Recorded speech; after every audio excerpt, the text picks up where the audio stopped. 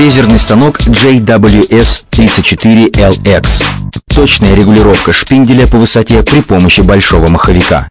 Выходная мощность двигателя от 2 до 3 кВт. Возможность продолжительной нагрузки в течение всего рабочего времени. Масса 145 кг. Подвижная губка позволяет регулировать выход режущего края фрезы, что в свою очередь позволяет регулировать глубину сбора. Подвижной транспортир дает возможность обрабатывать деталь под углом, что делает работу оператора максимально удобной. Существует возможность смены фрезы. Пальцевая фреза, в отличие от дисковой, дает возможность торцевания деталей.